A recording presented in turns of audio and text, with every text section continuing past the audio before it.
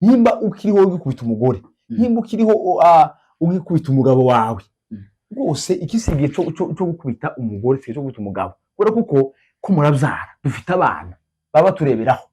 uko bareba uko mubayeho ejo nizo bundi umukobwa wawe azoshaka handi azokubite umugabo rero umuhungu wawe azoshaka handi azakubita iki kubera bakaranga yabonaga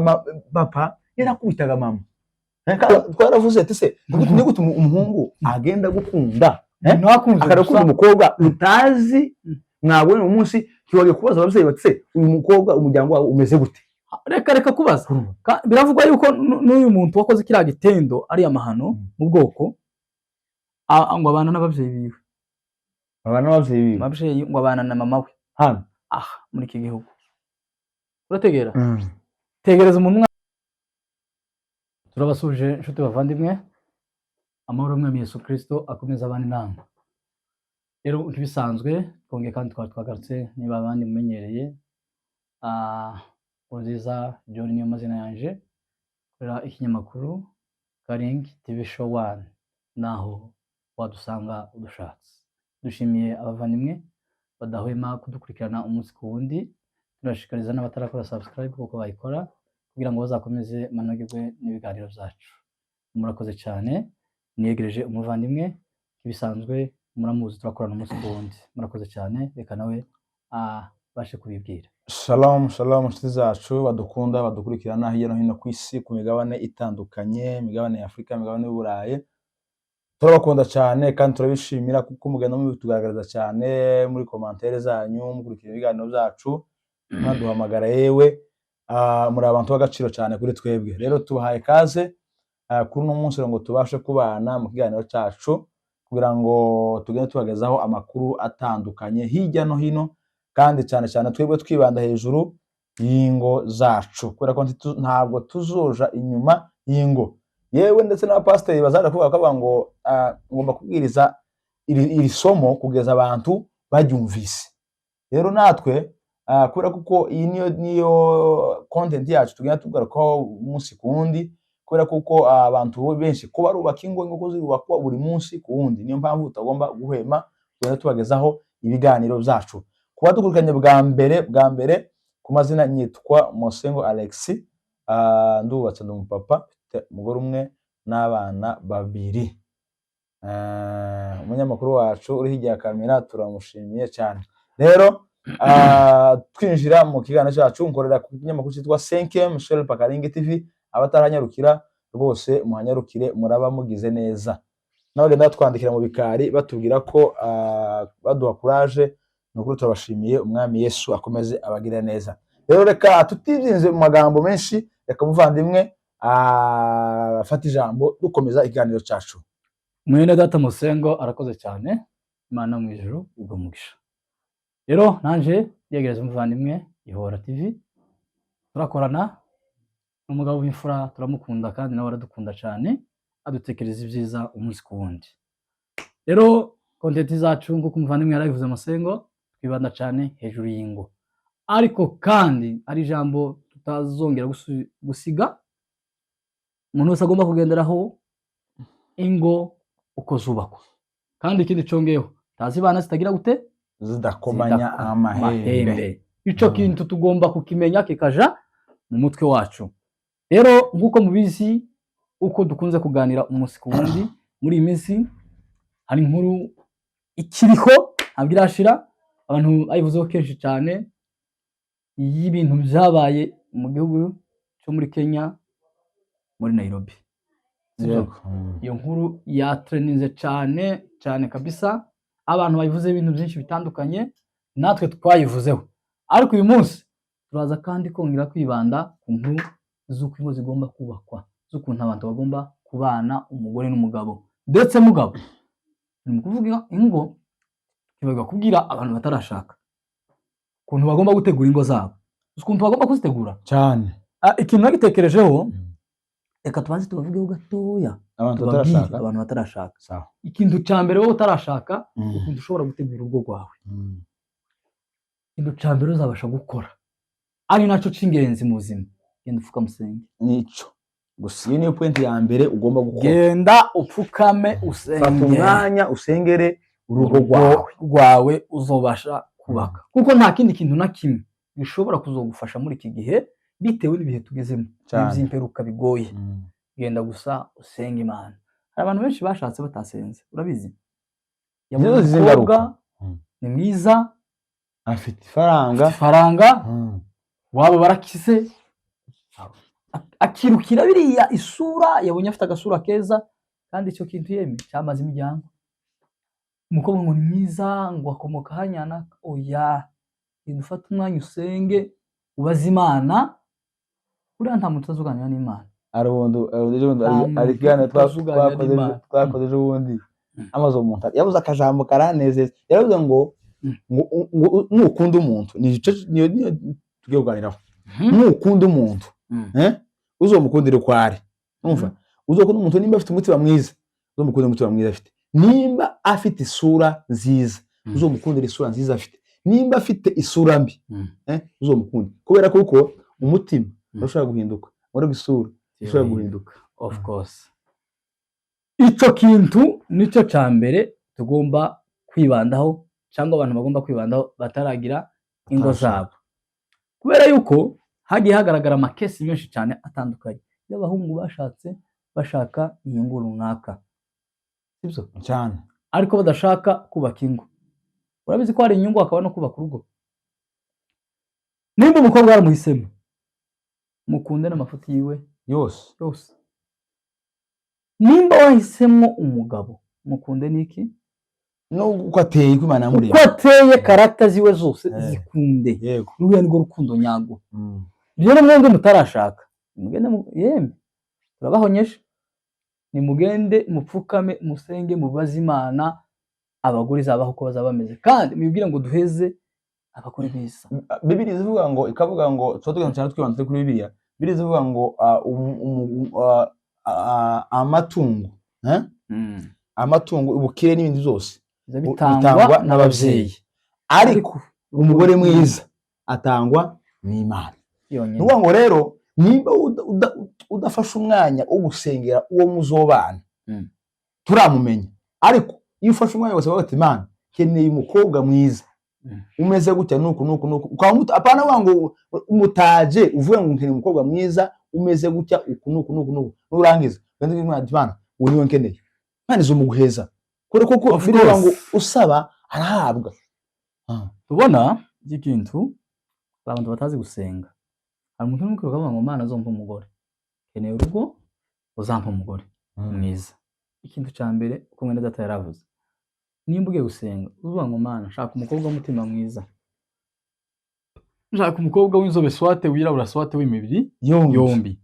swate shaka muremure mugufi, swate shaka umukobwa useka cyane, shaka umukobwa umeze gutya, kizobe icyifuzo cyawe, Imana izamuguha kabisa. Kubera yuko ikintu cyose wasabye Imana izikiguha, fa kuba gusa yizeye Imana gusa, ibindi byose bizakunda, nta na kimwe kidakunda. Hari umuririmbyi waririmbye ubundi aravuga ngo hari ibyo wankoreye abandi batazi. Mana we, hari ibyo wankoreye, ni ukuvuga ngo hari icyo Imana izo gukorera inshuti n'abavandimwe batazi, bizova mu masengesho wasenze. Ko turabwira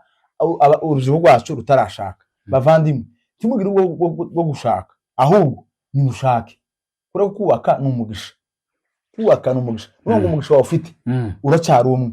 ariko nuzana umugore muzomugize imigisha ibiri,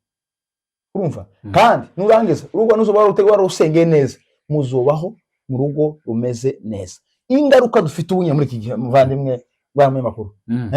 nuko abantu benshi wenda ntituvuga ko ari bose, abantu benshi ibunyire kubera ingaruka dufite, ingo zasenyuka, ingo ziri ku marembera tugenda twumva umunsi ku wundi, nuko abantu benshi batasengeye ingo zabo, ntibasiguje Imana ngo babwire ngo Mana peza. Hari umuvandimwe atuye hanze, atuye mu gihugu cya Canada, inshuti yanje, igihe yagiye gushaka, nza nibuka ko twafashe hafi ikintu cy'amezi angahe twari dusengera umugore azoshaka. Urebye umugore afite ni intangarugero, n'intangarugero pe kubera iki uwo niwe mvuze kuko niwe inzi kandi nabonye ntabwo ari ukuvuga ngo bariya bandi bo ntibabasengeye ariko ko turavuga ingaruka nziza zo gusengera umugore muzabana. Rero icyo reka tugihagarikira aho ngaho twinjire mu ngo. Wabonye ingo zara zigize ibibazo abagore bahaye bica abagabo nuko rimwe na rimwe ushobora gusanga uriya mugabo wenda atarabashije kubaza Imana ngo bashe kugira ute kumuheza amaherezo y'urugo ngo uzi ko umuntu azanabasa ngo nakunze twabikoze ushizeho twaravuze ati se ni gute umuhungu agenda gukunda akadakunda umukobwa utazi mwabonye umunsi kibagiye kubaza ababyeyi bati se uyu mukobwa umuryango wawe umeze gute. Reka kubaza biravugwa yuko n'uyu muntu wakoze kiriya gitendo ari amahano mu bwoko ngo abana n'ababyeyi biwe ababyeyi ngo abana na mama we hano muri iki gihugu. Urategera tegereza umwana gukora icyo gitendo ari kumwe n'umubyeyi wiwe wenda ntabwo tuzinjiramo tuducira umubyeyi urubanza ariko kandi kubera kuko abana benshi barananiranye ariko kandi hari ikintu kimwe ushobora gushoramo imbaraga kikanagaragarira muri sosiyete kuvuga ngo uyu muntu nubwo bigenze kuriya yaragwanye urugamba rukomeye. Rero usize iriya ngaruka zose ushobora gukorera abantu bakunda udusheri akamakunda umuntu nawe n'agasheri ariko kubera atabaje Imana akagatwara agasheri kashikira akaza karara kamumokera akabura amahoro mu buzima bwiwe. Rero ikintu tuba tuvuga uyu munsi wa none mwabonye experience mwabibonye byaraye bibaye iki ni ikintu kikongera tugeze mu bihe bigoye ibihe bikomeye cyane n'ibyo Paul yavuze ibihe bizaba bigoye cyane ingo zisenyuka nko kuzinyabuje kubera impamvu ki hano hari abantu benshi burya ngo hari ibihumbi bitarapfukamira Bayali hari abana b'abakobwa benshi batarafata imico mibi ugomba gusenga Imana ikakuyobora uwa warahari Pana kwiruka ngo uramansa yari yagusanga umuhena wa muhanda ejo noneho nabonye ibitangaza yiwe kandi bari abakobwa bagira uturimi tureshya ejo nabonye ikintu kirantangaza ejo nje wahuye n'umugore w'umunyamurenge namusuza akamusubiza yerekeye inyuma reka natanga yamasubiza aha yareba iriya hirya kandi gutya duhuye we yamasubiza aha yareba iriya hirya abo niba abandi batawe noneho ngenda byamutekerezaho ndavuga ati ariko uyu n'umugore muri quartier ariko tutanirengagije wenda usanga yari afite stress ishobora umuntu waragusuhuje zituma abantu benshi uzuko uzura n'umuntu mu muhanda tuba birakubaho uzuko uzura n'umuntu mu muhanda ariko naratanga ni mu muhanda akama gucaho kandi ukamubona wenda none ntekubonye ariko ugacaho utamubona agatambuka biriya ni uguta umuco biriya ni uguta umuco uyu munsi reka tugaruke hejuru y'ikintu cyitwa umuco. Ese ubona umuco ese ubona bino byose bidaterwa n'ingaruka zo guta umuco cyane ibi byose bitubaho vuga ngo iwacu ntabyahabaga iwacu kimwe iwacu umuhungu arashaka akamabana n'umugore kabisa hari nubwo wenda hazabayeho utwo tubazo ariko bagora kihangana umugabo mukabana n'umugabo we ntabyahabaga siko kiya kintu cyo gutandukana umugore n'umugabo ruguru cyane kigitangaza kimwe utonatekereza ko kandi reka tubabwire nuko ngo nimba watandukanye n'umugabo wawe cyangwa n'umugore wawe menya kwira ariyo ndoba yawe uzosubira kandi uzosubira ubona umugore wawe ari uko umwe muri mwe yapfuye atakiriho icyo uhangure gushaka. Ariko se icyo nibaza kandi icyo kibazo nacibaje ejo bundi maze kubona bino bibazo bavuga abagore kubera cyagaragara mu bagore ariko abagabo barimo gukubita abagore barahari umugore ntavuga inkoni ngiyo nizo zizi yagira ucya inkoni ngiyo abagabo nabo bataye umuco twataye umuco nato ibaze mu mugore wawe ngo kuramo usuka umugore yavuga bana ngo bataye umuco nose bibiri tubwira iki izuba ngo ukundi iki n'umugore wawe umugabo ukubita umugore wiwe kuri hayikubita ese two mufata nk'umunyabwenge cyangwa nk'igipo oya ni kizeze ni kizeze kitagira iki umugabo uzi ukubita utagifite ubwenge umugabo uzi ukubita umugore wiwe atwumva kandi turabizi kuko barahari iri niyo jambo niri kugera wewe nyirajyo ari uko uzovuga ariko ugende kebishe kubita umugore wawe ni ubu hawe kubita bivuga ngo nakara kumumara yawe nipfuje magufa yawe nigutuza kumukubita uretse n'ubukristo n'umuco oya hari ikintu tugomba ibaze ngo umugore yatwaye inda yawe amezi 9 mu nda afite umwana wande wawe kurarengeraho ugafata inkoni ugakubita. Ariko turashimira cyane abadamu baza bihanganira ibyo bigeragezo rwose ntitubaza, ariko Imana ikomeze ibihanganisha kabisa aba badamu, kubera kuko muraba agaciro kandi abo nibo dukeneye bubaka ingo. Ubundi umudamu wihanganira ibyo ngibyo, uwo ni umudamu ukenewe. Ese kandi abazi barahari ese wa kubaza ikibazo kandi musubize nawe uragisubizaho nubwo uri inyuma ya kamera. Umugore ukubitwa mu gitondo agakubitwa nimugoroba muri iki gihugu cya Kenya, sometimes wa mugore niwe uhawe ureba urugo rwiwe. Wa mugabo ni umuzerezi karakubita umugore umunsi ku wundi. Ese umwe mu muvugaho uwo bareka ngo bagumane, hari bamwe bamugaye bakubitwa bakaroba kabimuka, uwo bareka ngo bagumane cyangwa uwo babwize inama. Ni ukuvuga ngo umugore ukubitwa umunsi ku wundi, ni ukuvuga ngo uriya mugore aba ari umukristo utarumva bishira hanze. Uriya mugore ni umukristo, uriya ni umukristo, nuriya niwe ntangarugero, umva. Ariko uwo mugore ukubitwa amakosa akubitwa oye birashaka kuvana n'umugabo. Abagabo responsable hangaha babasinzi ba responsable, hari n'abandi batari abasinzi bitwa ngo bari mu makanisa kandi abayobozi babo rimwe na rimwe baza mu makuru. Ese gutengwa kwa rashize nyine ni ukuvuga ngo mu kanisa barahari bakijwe kandi bakubita abagore. Icyo kintu ntabwo ari cyo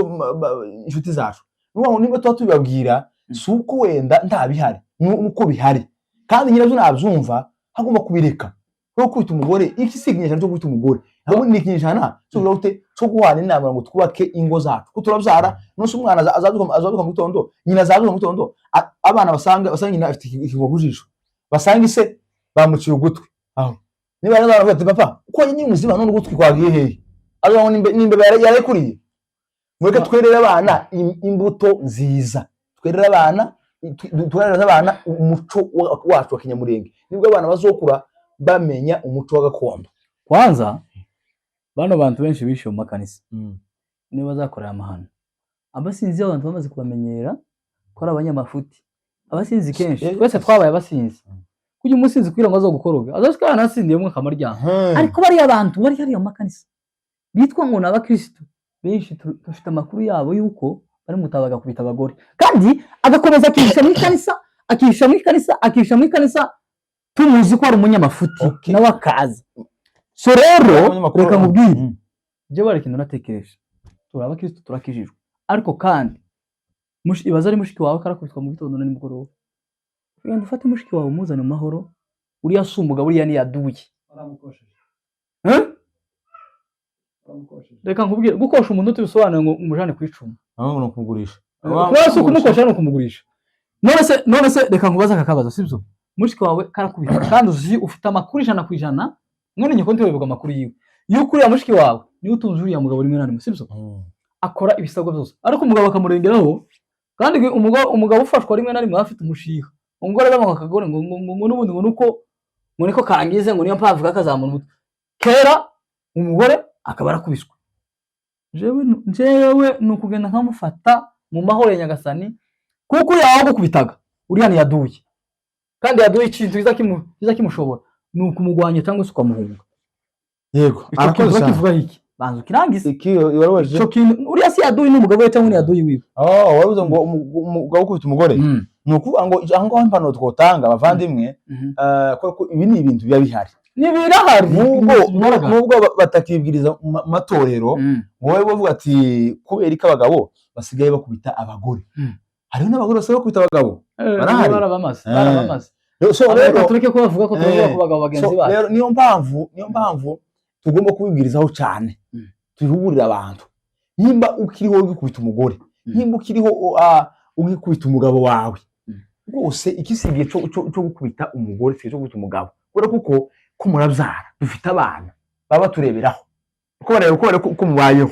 Ejo nizo bundi umukobwa wawe azoshaka handi azokubite umugabo. none umuhungu wawe dushaka handi aza kubita iki bari bakaranga yabonaga papa yarakubitaga mama kandi ikintu umwana abanye mutoya aracibagiwe kibishoboka ibaza azavuga ngo ati uyu ni wo muco wo mwacu no gukubita akika ya kumva akamara uti inkoni inganje kuza kubita umugabo inzici hari abagabo bafite inzici mu mazu hari abagabo bafite inkoni z'imiconco mu mazu hari n'abandi ngo baza batereka inzara gusa kugira umugore yazishaganye ubwo aramutwara kubise hari abagore bafite ibise bigongo hano niyo makuru dufite bose kabisa no kubera ko amasaha asa nadusize ejo bundi kintu tuzo tukiganiraho neza kube uye ngo abagabo bari mu kubita abagore tugende tubabwire neza tubahe inama nimba umugore akosheje